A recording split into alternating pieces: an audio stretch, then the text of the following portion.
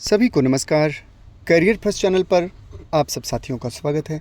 Dictation लिखने के लिए तैयार रहें। Yes, start.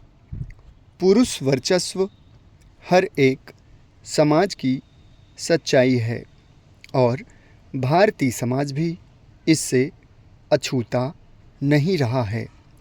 भारतीय समाज के लगभग सभी वर्गों में महिलाओं की स्थिति आरंभिक समय से ही दोयम दर्जे की रही है। समाज की आधी आबादी होने के बावजूद महिलाएं हमेशा से मूलभूत अधिकारों से वंचित रही हैं। भारत में भी नारीवाद पितृसत्ता के विरोध और समान अधिकारों की लड़ाई से जुड़ा हुआ है। भारतीय सामाजिक संरचना और उपनिवेशवाद विरोधी संघर्ष के कारण भारत की नारीवादी आंदोलन पश्चिम से भिन्न है। भारत का नारीवादी आंदोलन सामाजिक सुधार आंदोलन और राष्ट्रीय आंदोलन से जुड़ा हुआ है। भारत में पहला नारीवादी आंदोलन समाज में विद्यमान अंधविश्वासों, रूढ़ परंपराओं जैसे सती प्रथा, बाल विवाह आदि को समाप्त करने के उद्देश्य पर केंद्रित था।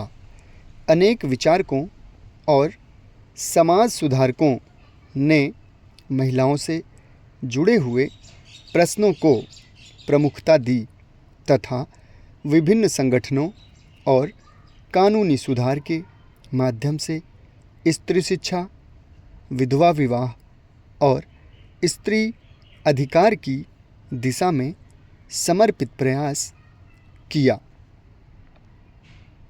दूसरा चरण महिलाओं की सक्रिय भागीदारी से जुड़ा हुआ है।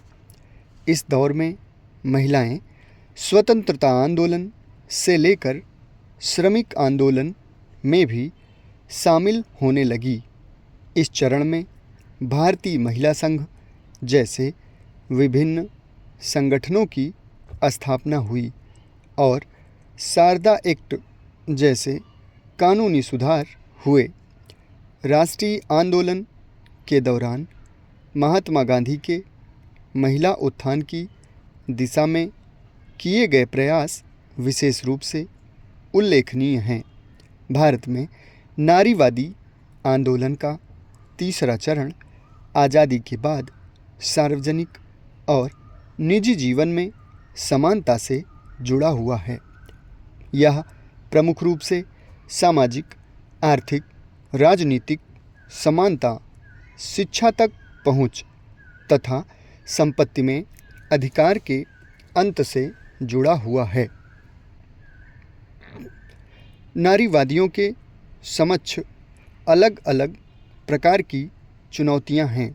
चूँकि प्रत्येक समाज की संस्कृतियां अलग हैं, इसलिए महिलाओं की पराधीनता और शोषण के कारण तथा संरचनाएं भी अलग अलग हैं। नारीवादी आंदोलन के समक्ष सबसे प्रमुख व्यवहारिक चुनौती स्त्रियों के प्रति बनाई गई रूढ़ अवधारणाएं और पूर्वाग्रह हैं। सार्वजनिक जीवन में स्त्रियों के विरुद्ध की मानसिकता का निर्माण हजारों वर्षों का परिणाम है। असंख्य सुधारों के बावजूद भी लैंगिक भेदभाव सार्वजनिक जीवन की एक हकीकत है।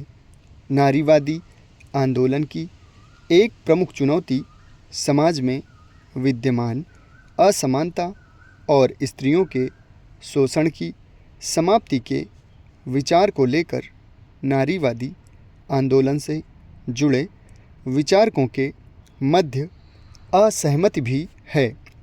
नारीवाद का प्रमुख उद्देश्य पितृसत्तात्मक समाज को समाप्त करना है, लेकिन नारीवाद के अंतर्गत इसके तरीके पर सहमति नहीं है। समाप्त। धन्यवाद।